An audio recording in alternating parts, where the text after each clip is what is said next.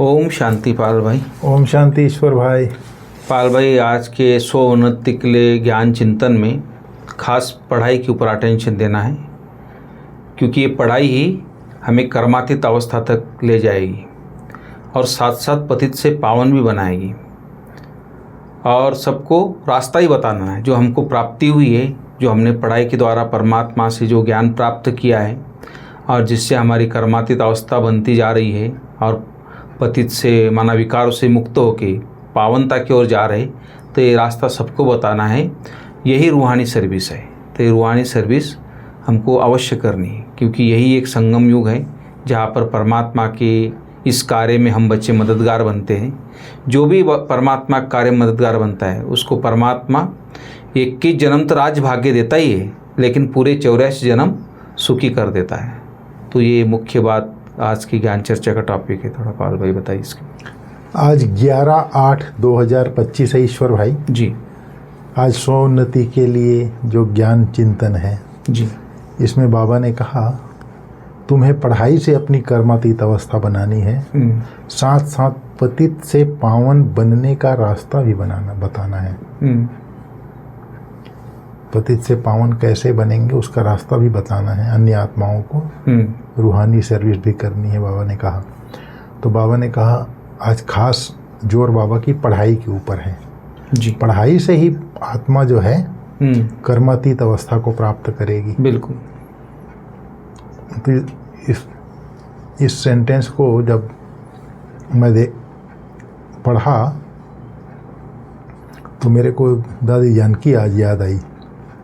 दादी जानकी, दादी प्रकाशमणि और मम्मा लोग 1 साल पहले पहुंच गए थे कराची। और दादी जानकी 1 साल बाद पहुंची थी। तब उन्होंने कहा कि मैं आप लोग 1 साल पहले आ गए, मैं कैसे गैलअप करूं। तो बाबा ने कहा मुरली को आप 12 बार पढ़ो, 10 बार पढ़ो। तो दादी ने बोला मैं 21 बार पढ़ूंगी। और पढ़ करके उन्होंने अपना कर्मातीत अवस्था को प्राप्त किया। प्रैक्टिकल उदाहरण है हमारे सामने दादी की। बिल्कुल। ये प्रैक्टिकल उदाहरण है पढ़ाई से कैसे कर्मातीत अवस्था को प्राप्त किया। एकदम प्रत्यक्ष हमारे सामने उदाहरण है दादी का जीवन। जी जी। बाबा मम्मा दादियों का तो है ही है, लेकिन हमारी दादी का जो हमारे सीनियर सिस्टर लोग सुनाते हैं या दादी स्वयं सुनाती थी, उसके आधार पर एकदम प्रत्यक्ष दिखाई देता है कि ये जो पढ़ाई है ना पाल भाई, एक टिकट है एक प्रकार से हमारा सत्युग में जाने दो ना।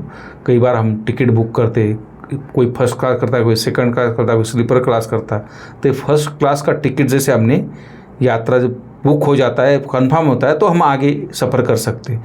तो हमारे आगे के सफ़र जो होना है सतयुग की ओर, नई दुनिया में, स्वर्ग की दुनिया में, तो ये मेन टिकट है इसका। ये अगर ये नहीं तो फिर आगे आप सफ़र भी नहीं कर सकते हो, यही रुक जाओगे। बिल्कुल। तो ये बहुत ज़रूरी है। हमारी पढ़ाई जो है रूहानी पढ़ाई है। रूहानी पढ़ाई को ज्ञान भी कहा जाता है। जी। ज्ञान रत्नों का खजाना के लिए बाबा ने कहा है ज्ञान रत्नों का खजाना सर्वश्रेष्ठ खजाना है। और इस समय ही इस ज्ञान रत्नों के द्वारा मुक्त और जीवन मुक्त अवस्था का अनुभव कर सकते हैं। जी। फिर कभी नहीं मिलेगा। फिर बाबा ने कहा अनेक दुख अशांति के कारण को, बंधनों के रस्सियों को काट कर ज्ञान खजाने द्वारा जो मुक्त अवस्था का अनुभव करते हैं वही ज्ञानी तू आत्मा है, अर्थात पढ़ाई से भरपूर है, ज्ञान स्वरूप आत्मा है। जी। और अनेक संकल्प विकल्प विकर्मों को समाप्त जब हो जाता है उस अवस्था को मुक्त या जीवन मुक्त अवस्था कहा जाता है या कर्मातीत अवस्था कहा जाता है। फिर बाबा ने कहा स्वयं पढ़ाई से तो अपनी कर्मातीत अवस्था बनानी ही है, लेकिन अन्य आत्माओं को भी पतित से पावन बनने का रास्ता भी बताना है। बिल्कुल।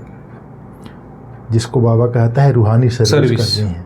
तो इस तरह से बाबा ने आज जी मुख्य रूप से पढ़ाई के ऊपर जोर दिया। पाल भाई, पाप कर्मों से बच जाए इसके लिए कौन सा मंत्र ऐसा है जो याद रखना चाहिए हमको? तो उसके लिए खास कहा गया कि hear no evil see no evil. ना बुरा सुनना है ना बुरा देखना है। अगर यह मंत्र याद हो गया, हमको पक्का हो गया और सदा बुद्धि में रहे, तो कर्मेंद्र से कोई भी पाप कर्म नहीं होगा।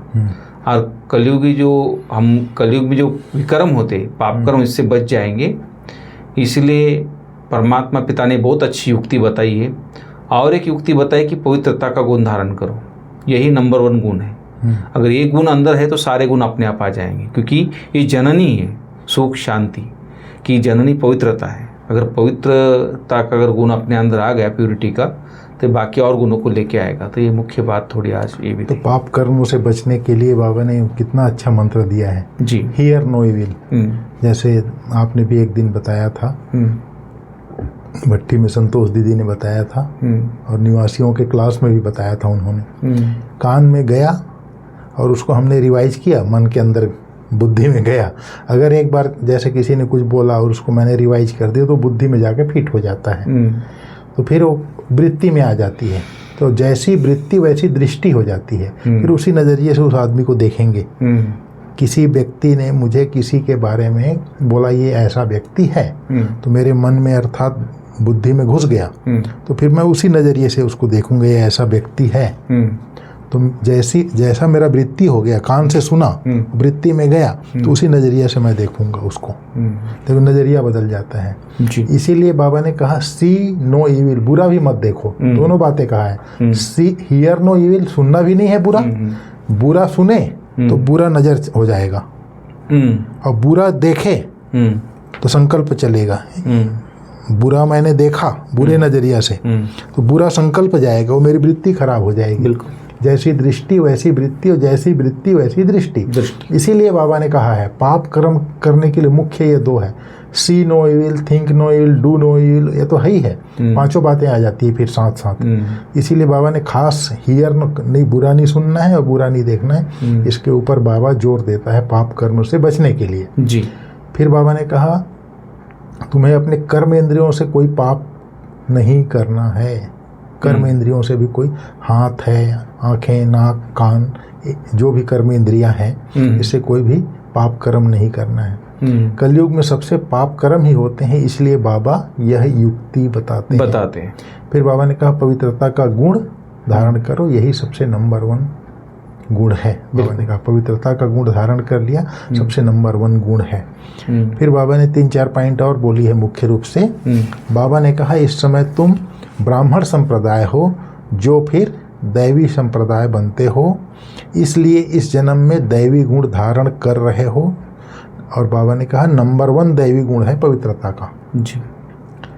बाबा ने कहा हियर नो इविल कहा जाता है आत्मा को, आत्मा ही कानों से सुनती है जी। फिर बाबा ने कहा तुम बच्चों को ही स्वदर्शन चक्रधारी बनाता हूँ, यह ज्ञान मेरे पास है। बाबा ने कहा इसलिए मुझे ज्ञान का सागर मनुष्य सृष्टि का बीज रूप कहा जाता है, उसको बागवान कहा जाता है शिव बाबा को। देवी देवता धर्म का बीज शिव बाबा ने लगाया है। अभी तुम देवी देवता बन रहे हो तो दैवी गुण भी धारण करना है, तो पवित्र भी रहना है। फिर बाबा ने कहा ज्ञान का सागर एक ही बाप है सबके लिए, बाप के बिना कोई भी आत्मा पवित्र बन वापस जा नहीं सकती। बाप आएंगे तभी पवित्र बना करके ले जाते हैं। उसीलिए बाबा ने कहा बाप के सिवाय कोई भी आत्मा पवित्र बन वापस जा नहीं सकती। पार्ट जरूर बजाना है, तो अब अपने 84 के चक्र को भी याद करना है। बाबा ने कहा मुख्य रूप से ये मुख्य पॉइंट बाबा ने आज स्व उन्नति के लिए कही जी।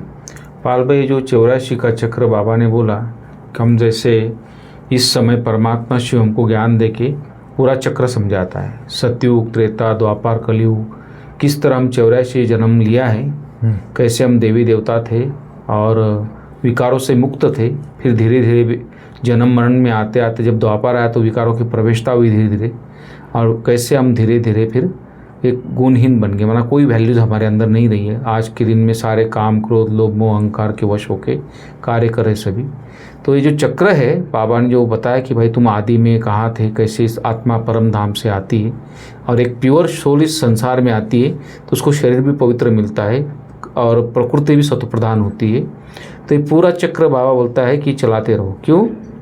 क्योंकि आत्मा के अंदर एक स्वमान जागृत होता है कि मैं ऐसे देवी देवता थे। जैसे हनुमान को स्मृति दिलाई थी ना, तुम ऐसा था उठता, तब जाके वो लंका पार जाता है। तो इस तरह भगवान भी हम आत्माओं का स्वमान जागृत करता है, स्मृति दिलाता है कि बच्चे तुम ऐसे थे, कि तुमको विचार सागर मंथन करना है। अरे मैं ही तो बना था इतना श्रेष्ठ, मैं ही तो देवता था, मेरी तो ये सब हो रही नहीं, हम ही तो ऐसे हम ही थे। तो। आज भी कोई अगर संसार में कोई अच्छे कर्म करे तो देवात्मा, महान आत्मा, पुण्य आत्मा, धर्मात्मा, पाप आत्मा, आत्मा कर्मों के आधार से इसको टाइटल मिलते हैं। तो वही तो हमारे श्रेष्ठ कर्म थे, तो हम देवात्मा थे।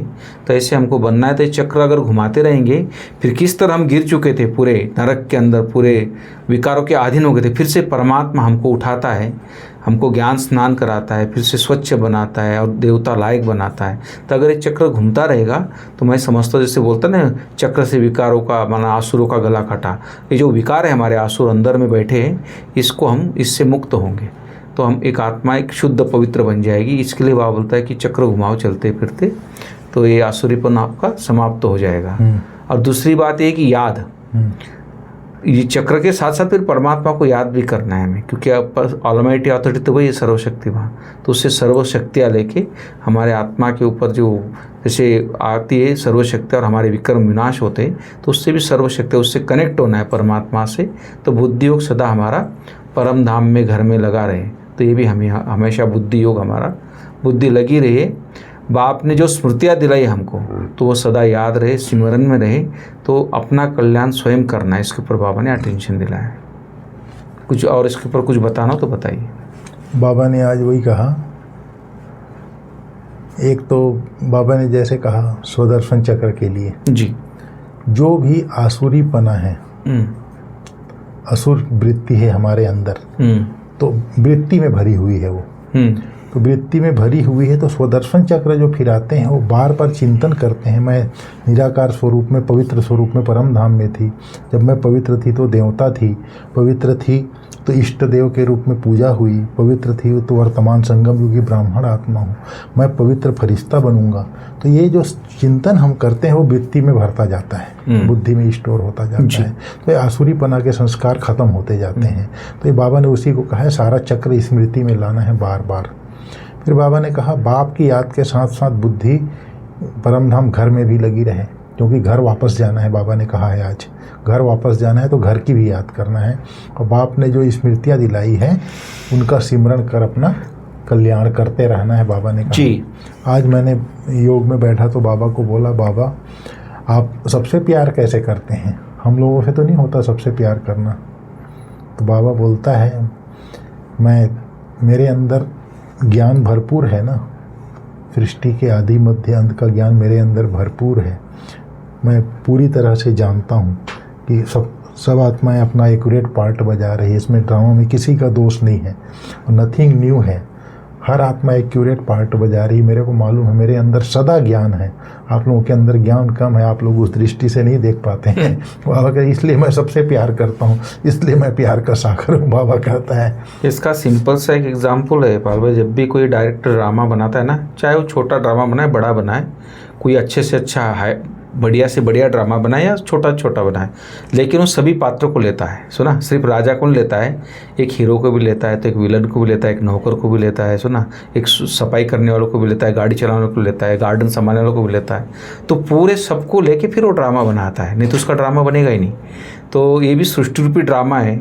तो हर एक को अगर पार्ट देना है, अगर हम चाहेंगे कि हर कोई उच्च पुरुषार्थ करे, हम जैसे चाहे वैसा ही करे, भगवान जैसे वैसे वो चले और वैसे ही पुरुषार्थ करे, तो सारे राजा बन जाएंगे, तो प्रजा कौन बनेगा? सुना, नौकर चाकर कौन बनेंगे? क्योंकि एक सृष्टि चलानी है पूरी, और संसार में सबकी आवश्यकता है, हर व्यक्ति की। पर डायरेक्टर को जैसे हर पार्टधारी से प्यार होता है, वैसे बाबा को हर से प्यार, हाँ, क्योंकि एक्यूरेट पार्ट को जानता है। वो जब देखता है ना कि नौकर का पार्ट भी कितना अच्छा बजा रहा है, सुना, वो बहुत खुश होता है।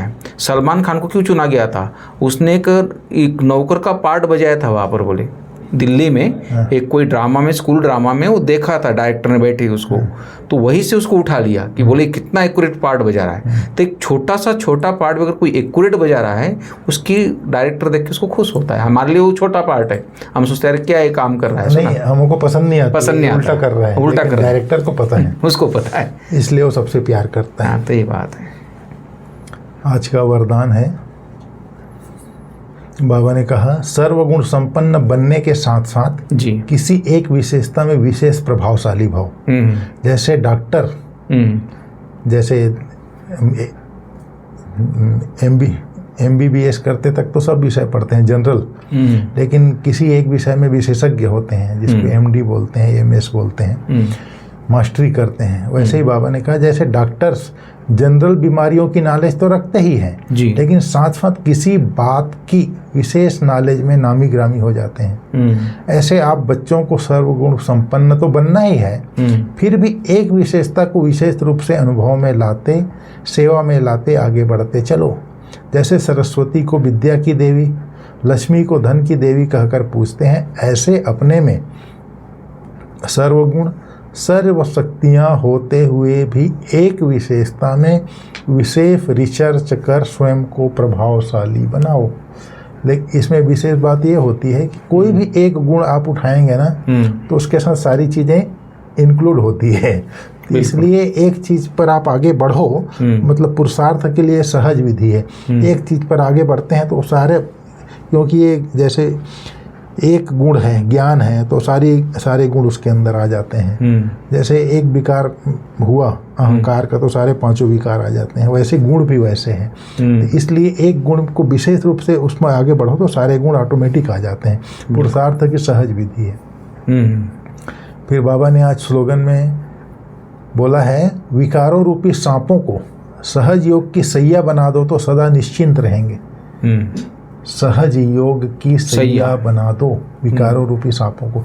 बाबा ने एक बार बोला था ना कि काम विकार को शुभ भावना में बदल दो, क्रोध के लिए भी बोला, मोह लोभ अहंकार सबके लिए बताया था कि इस रूप में परिवर्तन करो। जब परिवर्तन करेंगे तो कर देंगे उसको तो वो सैया बन जाएगी। इसलिए विष्णु को दिखा रहे शेष सैया पे। प्रैक्टिकल थोड़ी कोई सांप पे सोएगा, आदमी कोई भी सांप हाथ नहीं लेता नहीं, ऐसा होता है, तो विष्णु के सांप में सोएगा। लेकिन वो एक यादगार है कि ऐसे विकारों रूपी सांप पे विजय प्राप्त किया है इस आत्मा ने। विष्णु की आत्मा ने अपने पिछले जन्म में सारे विकारों को जीत कर उस स्थिति को प्राप्त उसका यादगार बनाया। पांचों विकारों के ऊपर जीत पाया हुआ दिखाते हैं। शेष सैया पर विष्णु लेटा हुआ दिखाते हैं। ठीक ईश्वर भाई, थैंक यू। ओम शांति। ओम शांति।